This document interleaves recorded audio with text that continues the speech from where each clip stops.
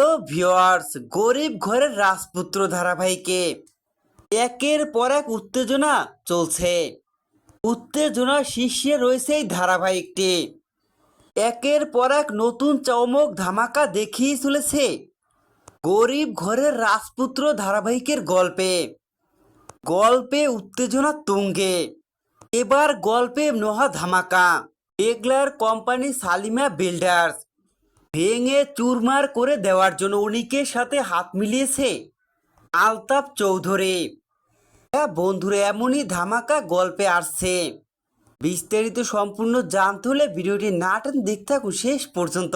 আলতাফ চৌধুরী যেভাবে সারা বাসায় মেঘলার সাথে কথা বলেছিল, মেঘলা সেই কথাগুলো সহ্য করতে না পেরে আলতাফ চৌধুরীকে বডিগার্ড দিয়ে ঘাড় ধাক্কা দিয়ে সালিমা বিল্ডার্স থেকে বের করে দেয়। এর জন্য মেঘলা ও সালিমা বিল্ডার্সের ক্ষতি করার জন্য উঠে পড়ে লেগেছে আলতাফ চৌধুরী। আলতাফ চৌধুরী সালিমা বিল্ডার্সকে ভেঙে চুরমার করে দেওয়ার জন্য উঠে পড়ে লাগে। তাই তো দেখা যাচ্ছে সালিমা বিল্ডার্সকে ভেঙে চুরমার করে দেওয়ার জন্য আলতাফ চৌধুরী অনির সাথে হাত মিলায়।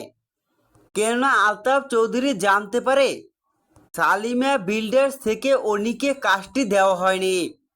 অনিককে যে কাজটি দেয়নি সালিমা বিল্ডার্স, এইটা জানতে পেরে অনিকের সাথেই হাত মিলে আলতাফ চৌধুরী। সেখানেই দেখা যায় দুজনে একসাথে হাত মিলিয়ে পরিকল্পনা করতে থাকে কিভাবে সালিমা বিল্ডার্সকে পথে বসাবে। সেই পরিকল্পনায় সাজায় অনিক ও আলতাফ চৌধুরী। আরে বিষয়টাই হঠাৎ এসে দূরে দাঁড়িয়ে দেখতে পায় মেঘলা।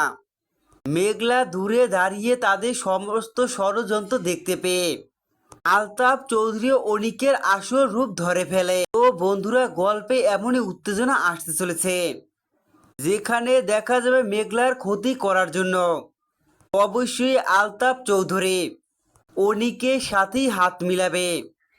কেননা অনিককে যে অর্ডারটি দেয়নি সালিমা বিল্ডার্স, এর জন্য প্রতিশোধ নিতে দুজনে এক হবে।